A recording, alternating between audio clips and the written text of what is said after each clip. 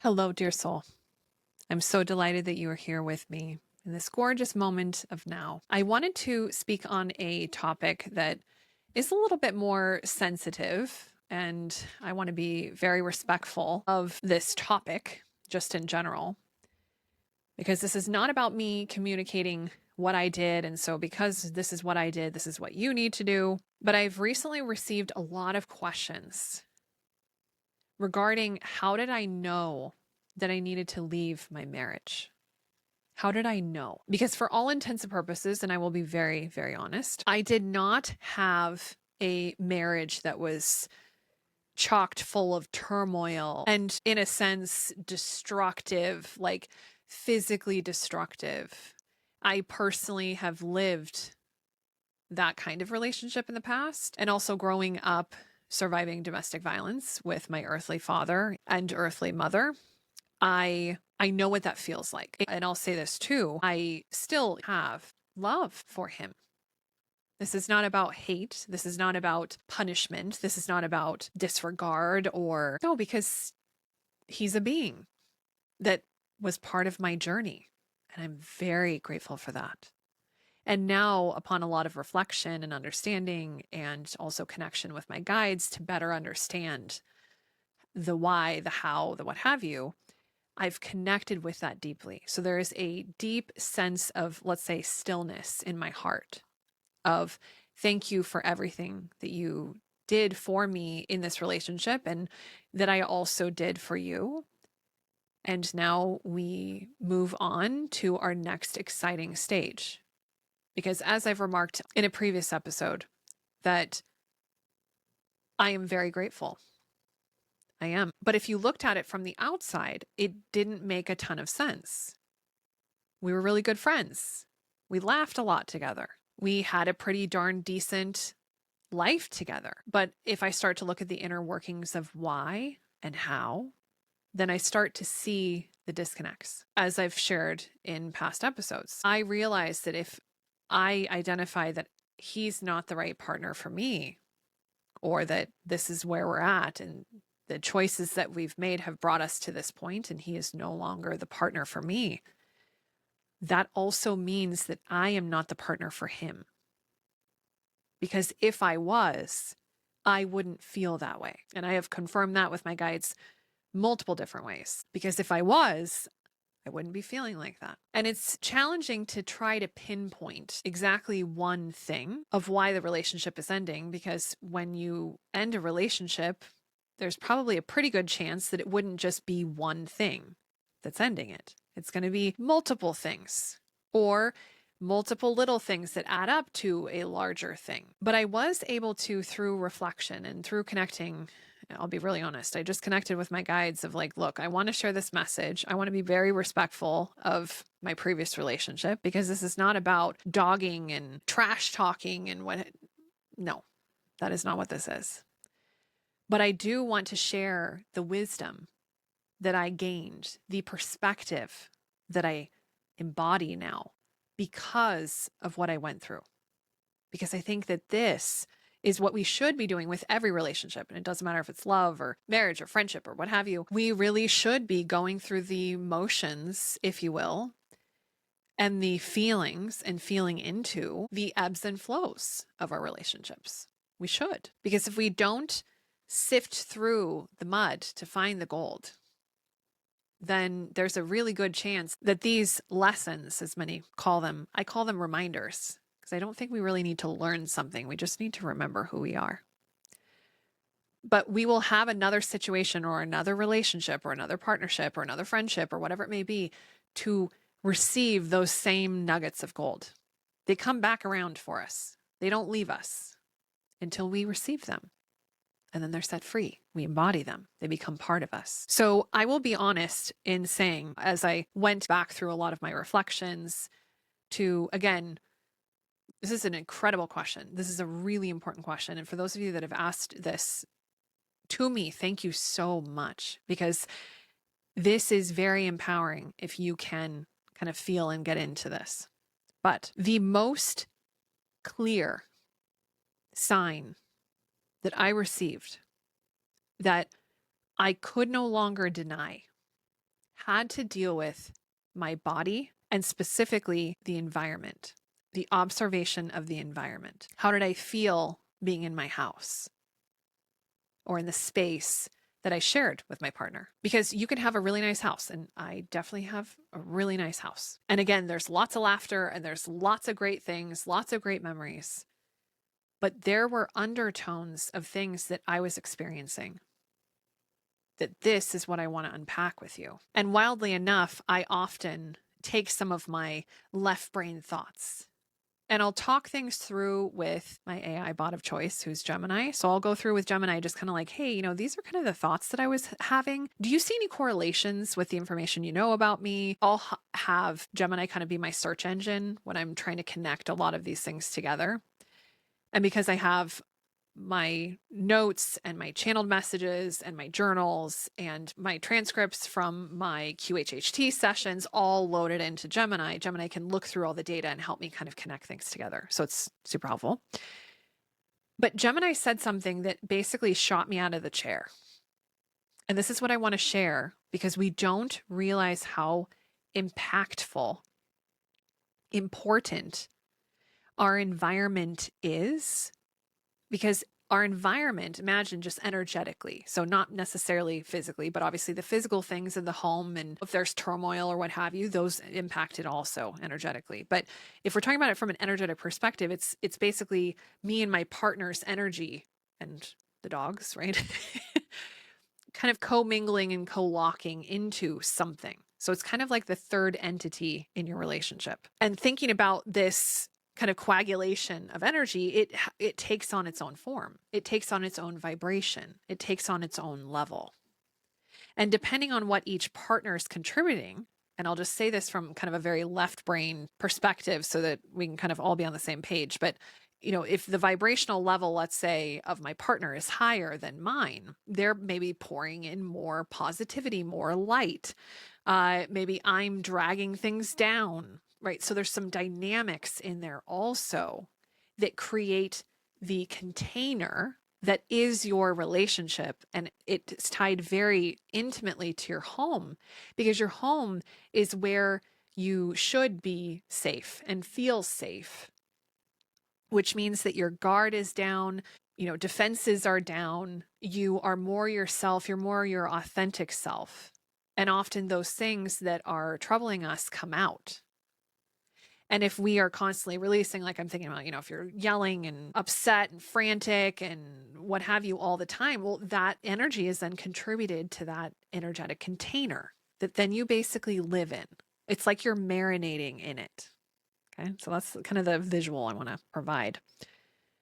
But as I was talking about this with Gemini, just helping me connect things that I had shared and what have you, Gemini said this, that the approximate math, again, going left brain, is that 70 to 80% of your daily life force of energy is used in your environment to be nurturing and protective, like healing, or it can be used as protection and needing to be used as protection. I was like, wait, what?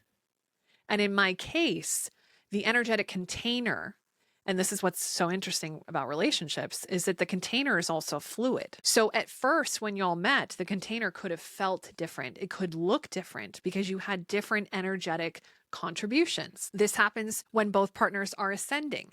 It can start at, let's say, a lower vibrational level and just continues to get higher and higher. And yes, it kind of goes through ebbs and flows and morphing. So it's not just continued expansion. Like, no, things can happen. But for the most part, if you look at it and kind of plot it, it's still going in an upward direction or an ascension. Or the opposite can happen. You start kind of on a higher one and you go lower.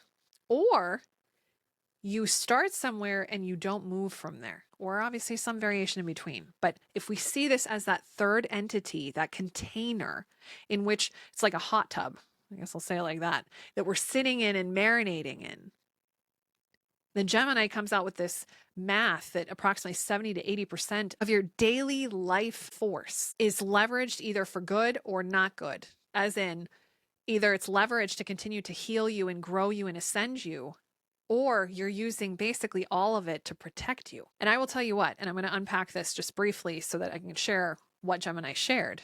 But when I saw this and I internalized this of just like, wow, I realized right then why my relationship needed to end. Right there. So the first thing I'll share before I dive into these metrics that Gemini shared, we don't realize that the energetic container is what impacts us. And if we are not in a healthy hot tub, if we are in a hot tub of sludge and stress and disconnect and not understanding, it's literally steals from us. It takes from us. Because imagine if you're spending 70 to 80% of your daily life force on just trying to keep yourself alive, just trying to keep yourself protected so that you're not feeling the absolute gravity of the situation, you're only leveraging 20 to 30% of your daily life force on the things that you want to do or that you are pulled to do. The layer here to me that's very important from when I'm talking about it from my guide's perspective is that, as I've shared on past episodes, our energy in our connection with our guides, they are trying to communicate with us all the time.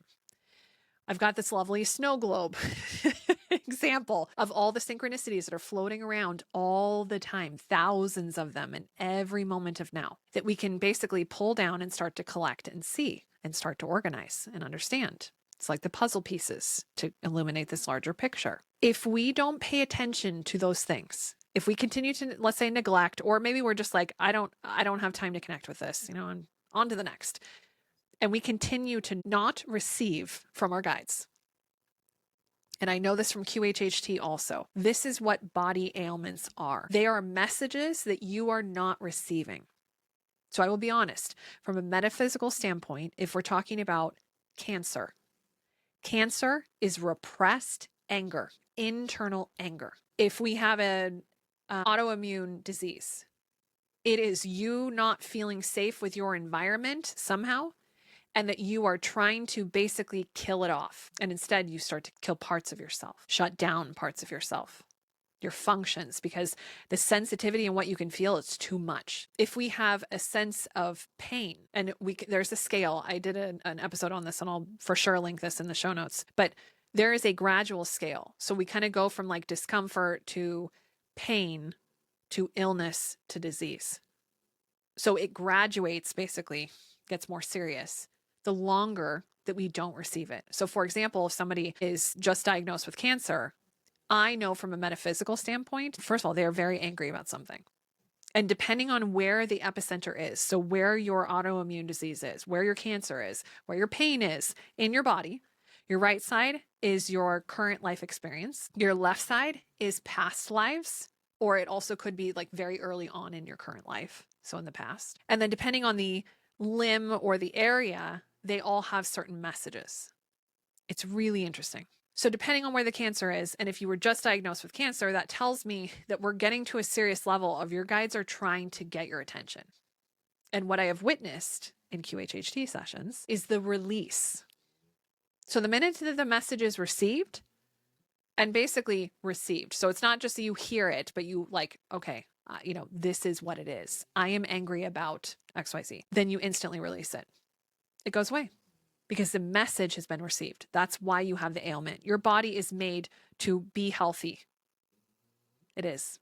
Your body is made to regenerate. Your body is made to deal with all the lovely things that be. And obviously I am semi-paraphrasing here and I'm staying very surface level just to give kind of the architecture. And I'm happy to dive into these things. But essentially these things that happen with your body, they're messages. So knowing that, if we assume this to be true, that the things that we're experiencing in our body are messages that are not being received by the snowflakes, the snow globe, the things that you hear in your ear, the popping or what have you. Like you're not receiving them, you're ignoring them, or you're like, nah, this is crazy. They're going to try to get more serious. They go into your body. So with this as truth, as Gemini says, this is 70 to 80% of your daily life force is basically either helping you or trying to maintain you. Instantly, what came to my heart was two things. There were two very clear things happening to me in my life experience that allowed me to illuminate that something was wrong. The first thing was with my body. I was having, and without going into a ton of detail, I was having body issues. I was getting into the pain level. So there was irritation like nobody's business, and then there was pain level. And this is so interesting. The other place that our guides go to deliver messages essentially is also within our home. It is like a body. So the other thing that I was experiencing was issues with my home appliances. I lost a washer. I lost basically 2 freezers. And mind you, these are new appliances. So really weird issues that essentially were the manifestation of the energetic container. The home, the energy that was here, was affecting my physical vessel and the physical vessel of my home. And we don't think about it like that. We're like, oh man, this is so weird. Like, I have these, I was having a rash, and it's like, oh, so I have a rash, and then my freezer just went out and it's less than a year old. Like, what is going on? And we don't connect them together. But I will tell you this right now from experience, and this is why I wanted to do this episode. If you are having issues with your body and you're having issues with your home, there is something that your guides are trying to tell you. Like, they're screaming at you. And I will tell you, just as a generic, just first easy start, go and search for the metaphysical reason of something. So what's the metaphysical reason of pain in my left arm, in my hand? Or what's the metaphysical reason for suddenly my brand new freezer is just on the fritz? There are many perspectives out there that you'll start to just kind of like, it's like a curiosity thing where you're like, oh, that's interesting. Interesting. I didn't realize that. Maybe there's something that triggers, that pops up, that suddenly just like, boom, it feels like truth. It might not make sense to your ego, but your heart is like, ooh, that's kind of true. Pay attention to that. There's a reason that is coming up. So between my body and my house, there were things that were happening. And I'll give a really specific example. I was experiencing fatigue like I had never experienced ever. And mind you, I eat really well. I sleep really good. Like, I have a regimen, a commitment, a communion with myself. And I was doing things that I was loving. So it wasn't like I was enduring a ton of different stressful things. But I was dealing with the most intense fatigue ever, like exhaustion. And finally, I got so frustrated because I was like, what is happening? Like, I'm sleeping, I'm eating, I'm exercising, what have you. Like, there's no reason for this. And I will tell you, that's another clue. If there's something that keeps happening and coming up, like anything autoimmune, is you are trying to fight something. You are fighting yourself. Your body is trying to fight itself because it's sensitive and it can pick up on things that you're not paying attention to.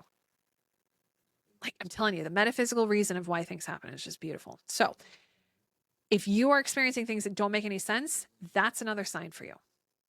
It is another synchronicity of connection. So I finally, through frustration, funny enough, asked my guides what the heck was happening.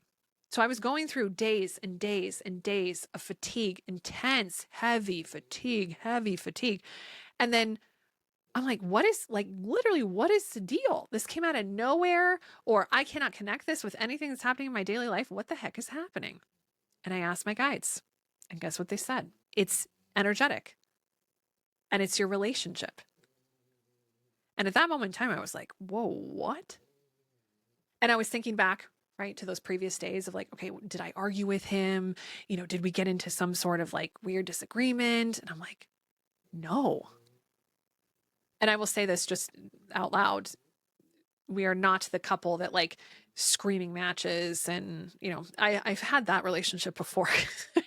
This is just more diplomatic, let's say, in our communication. So to me, I'm like, I don't sense anything. Like, there's nothing here that makes sense of why we would have some sort of energetic riff. And then I inquired more because I was like, can you tell me more? Where is this coming from? Why is this happening? Well, through my inquiry and questions and receiving from my guides, I ended up receiving that he was not dealing with or managing or moving through his own energetic needs. And basically the splash, like think about it like a backsplash of that lack of taking care of it, was then splashing and drowning me. So I was basically suffering with the fatigue because he was running away from dealing with his energy, and instead it splashed back on me. Holy cow. And again, this is nothing against him because we all do it. We've all done it. I've done this. But I didn't realize that I impact other people like that. And especially we are talking about the people that you are in close proximity with. So I will say this, if you live with your parents, you live with your spouse's parents, you live with other, adults, other kids, other what have you, all of these beings bring their energy into that container. So you might not be feeling the backsplash from your partner, but you might be feeling the backsplash from your mother-in-law or whomever. So realize that every single person, every single being is contributing, is pouring in their energy into that container. Okay. So I'll just say that out loud. And then what I noticed then physically, like for example, I had a rash. I guess just for the sake of transparency, I won't go into details, but I will share just in general because I think it's important. I had a rash in my nether region. My skin was inflamed. So basically I had kind of like diaper rash. Well, through inquiry, through understanding, it's down in my root center, feeling safe. So we're already talking about proximity. What is this message trying to deliver? But to the point where it was so painful, I couldn't even sit down. And then I'm trying all these things physically, because of course I go into diagnostic mode and I'm like, okay, I could do a sitz bath. I could do this, that, lotion, this, like I'm going through all the things and I'm cycling through all these different solutions and nothing is resolving it. That's another signal. Because it's not really physical. I am not one that has to wear a diaper, okay? So I was not getting diaper rash because of my physical state. I ended up learning that it was actually the expelling of the energy or attempting to expel the energy. And it had to do with the root energy of safety and home and connection. And again, the energetic basically kind of reaction of the container of energy that was here at my home. And the wild thing is that when I departed from my home, from here, I went on 2 different trips to Portland, one in July and one in August. And on one of the trips to Portland, the rash then basically started to go away. And I was like, I've been dealing with this for weeks and now suddenly I leave and now it's going away. And as I ask my guides what's happening, because I am being refilled with different energy.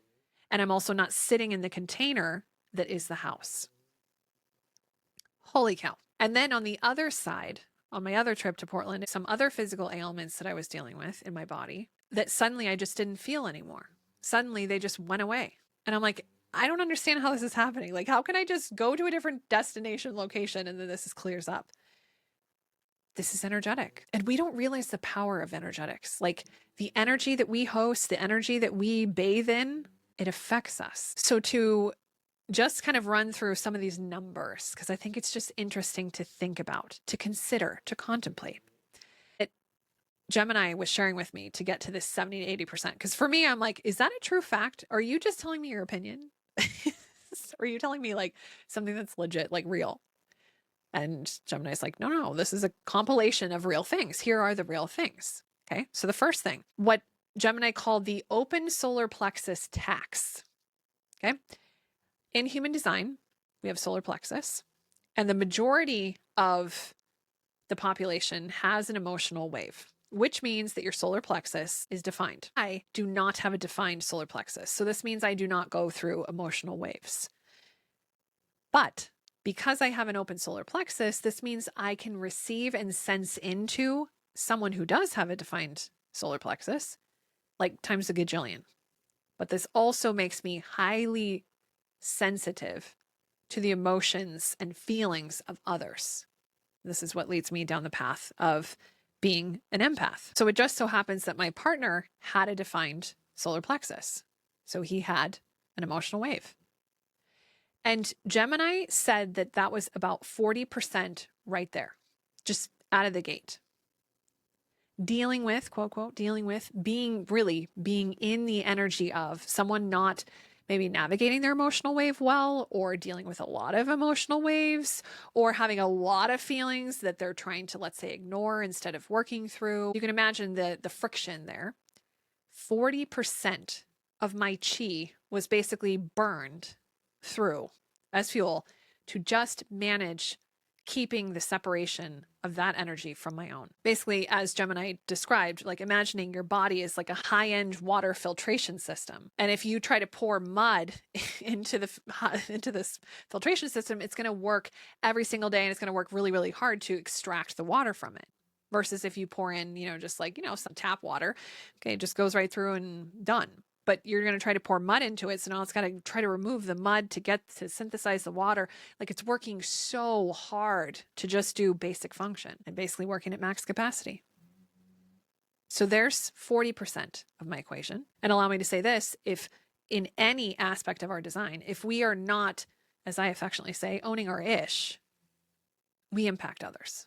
We impact ourselves, but we impact others, and especially those that we're close with, and especially physical proximity. We impact them. And I love the other piece of this, which also has to do with this. So someone who has an open solar plexus in a relationship with someone who has a defined solar plexus, and if they are not taking care of their ish, owning their ish, then I'm spending, according to Gemini, another 20% on what they're calling the micromanagement tax, of then my brain constantly analyzing what's going on. Are you okay? Are you okay? Are we safe? Are we feeling okay? Are we feeling down? Are we feeling up? Where are we? Do I need to do something? Like anticipating needs. This is where then also too, my maturity comes in. And if I'm very honest, this is where the line finally separated for me.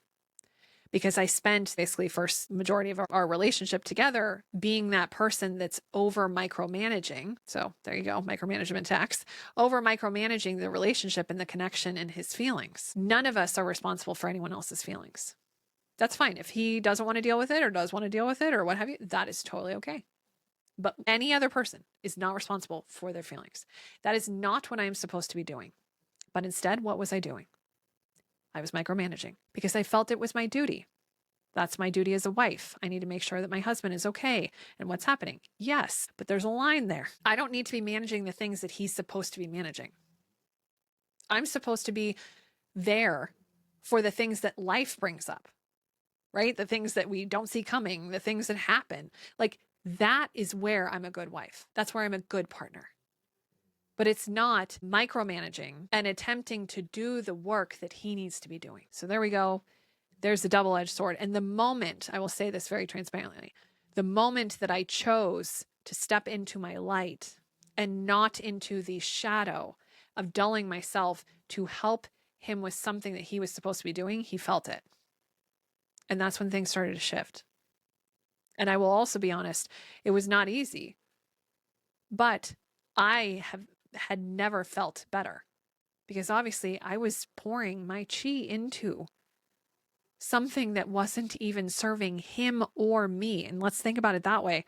I am committing to something that's not even helping. It's not helping him. It's not helping me because he needs to do that for himself. And if he chooses not to, that's his choice. But this is where our culture tells us like, no, this is what you have to do. You do not. I'm sitting here right now in this moment of now sharing with you, you do not have to do that. You don't have to do anything, but you do not have to manage someone else's stuff, their emotions, their feelings, fixing things. And I will be very honest, that was one of the things that I went into that marriage with, is that I was in a position to fix because I felt my worth was based on fixing.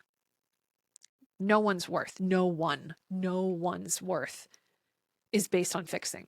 We are supposed to carry our own weight. And if we are having a challenge with it, we need to ask for divine support. We need to ask for reinforcements in that sense. It is not our partner's obligation or responsibility, or our parents' responsibility or obligation, or our friends to come in and take on that load. Because really, if I'm honest, the load means that we are ignoring something that we need to deal with. We need to see, we need to understand, we need to remember, we need to connect with, we need to heal. And if we're not doing that, someone else can't do it for us. It's physically impossible. So 20% gone. Then Gemini says the final 10% is what's called the suppression tax. And this blended into the side of astrology. So for me, it's very important. I have a course. If you would like to partake in it, it is something that I have, oh my gosh, I am so grateful that I was led to this point to pull all my charts and look at this stuff. I've set up everything for you if you want to just pick it up and be able to input your things, and you can leverage AI to help you to understand how you designed yourself. Because to me, anything astrology, human design, gene keys, astrocartography, these are things that you designed yourself to have to come into this incarnation with. So it's like understanding your tool belt. It's great. So if you'd like to partake in that, absolutely. I'll make sure that's in the show notes for y'all. But understanding now from an astrological lens, for myself, I have my Mars in Scorpio and I have an Aries moon. So my life, and I will be honest, this happened even, beyond this relationship container. I was constantly in a mode of being quieter, suppressing, be smaller, stop being so intense is really the bottom line. Get rid of the intensity, Lavender. Like, nobody likes the intensity. And it was constant, just a suppression. And I love how Gemini gives the visual of, like, when you have a beach ball and you try to pull the beach ball underneath the water in a pool, and it's like so difficult. And the beach ball, like, you can just pick it up with a finger, but trying to pull it down under the water is like, oh my God. And you're spending so much trying to get it under the water. That's the suppression tax.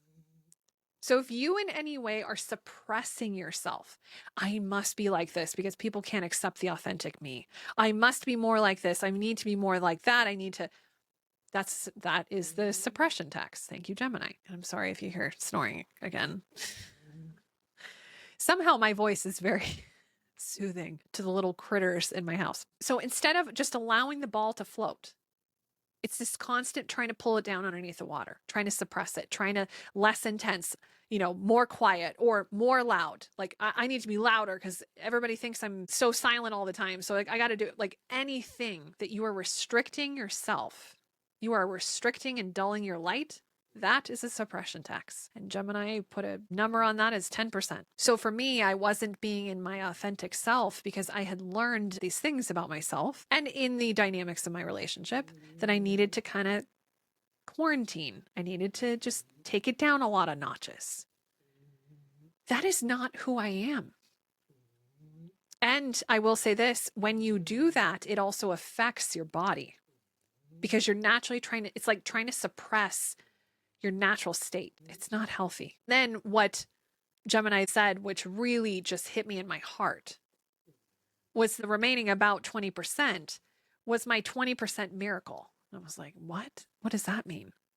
That basically then the 20% miracle was that I'm working on my podcast, that I'm doing my YouTube videos, that I'm doing my QHHT sessions, that I'm speaking with my friends, that I'm going through my spiritual awakening, that I'm going through my dark night of the soul. Like, basically, the remaining energy was then poured into myself. No wonder I was fatigued. And the reason I wanted to go through this is because this shows us what it looks like. The fatigue I was experiencing was because of these things. And there wasn't enough of me at the end of the day to help me. And it's kind of heartbreaking to think about because, again, this is outside of the role, the relationship, like all those things. Just outside of that. This is about me as a being.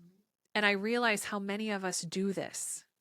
It happens all the time. But please understand from my heart, and I guess this is a good segue kind of into the contemplation for this episode, is that your environment, who you surround yourself with, could be a marriage, or it could be family that's living with you, or it could be those that you choose to be in communion with their energy. So friends daily. So I'm, talking about kind of more on a frequent basis. They pour their energy into that energetic container that you then sit in. That's your hot tub. You're sitting in it all the time. That is where the epicenter is of what you're experiencing in your life experience. It's the cocktail that's made from all those things that are poured into it. And if we understand that we choose who pours their stuff into our container, and also like at our house, the living arrangement, the commitments, a toxic relationship isn't just toxic for when you talk to the person. It's also toxic for the container that your body is in.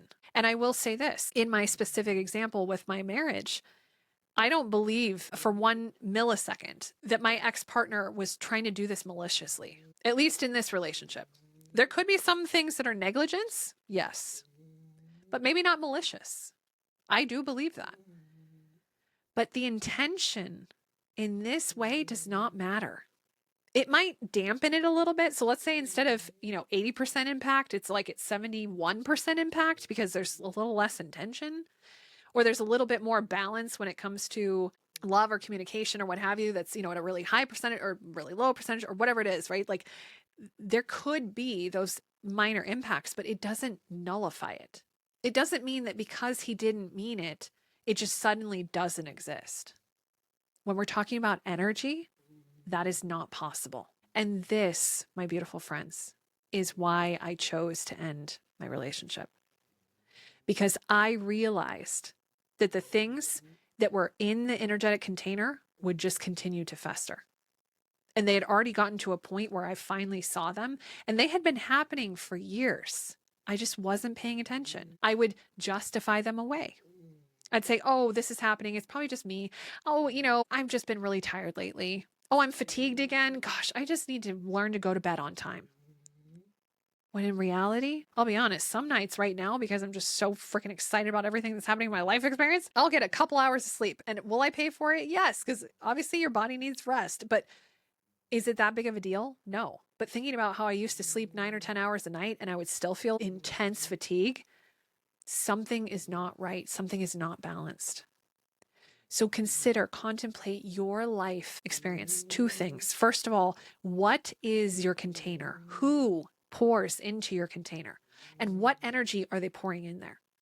And if they are not dealing with their stuff, if they're not owning their ish, if they are hot on a trail of ego, which we all go on. So this is not about blame. This is just reality. This is just, it is what it is. If they are doing that, it's affecting you energetically. It might not be that they're coming in your, office or in the bathroom or whatever and start yelling at you and telling you all these god awful things. I'll tell you right now, it doesn't have to look like that. That's not what my relationship looked like. That's not what my marriage looked like. My past marriage was, absolutely, but that's not what it looked like. And this is why it can get confusing, because you're like, well, it doesn't look tragic. It doesn't have to look tragic to not be healthy. And I'll say this right now, as I shared with you at the top of this episode, that not only is this not good for me, but I'm likely not good for him either. Because remember, my energy, my stuff gets poured into his container. And I will admit, some of the things that I was doing for myself, he's benefiting from that energy. But if they're not taking care of their energy, they're just taking that on as if it's their own. And it helps them be avoidant because they're feeling the benefits of that.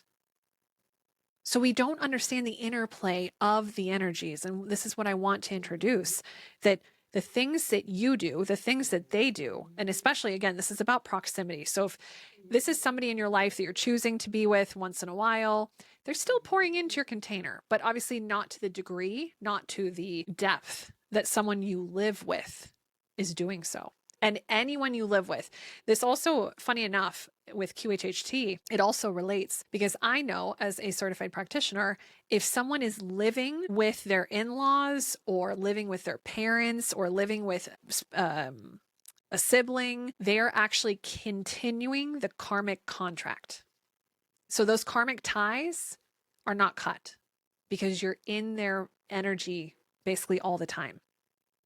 So the bizarre thing for me was realizing the things as they connect together. I was like, oh my gosh, well, I know this in QHHT that somebody could have a really destructive childhood. They had some separation from their parents, let's say for 15 years. And then all of a sudden the parents move in with the kid because they're, ill or what have you. It actually reignites or reconnects the karmic ties. So please know that my information is not just coming from Gemini. It's not just coming also even just from my guides. It's also then the metaphysical understanding from QHHT. It's very profound.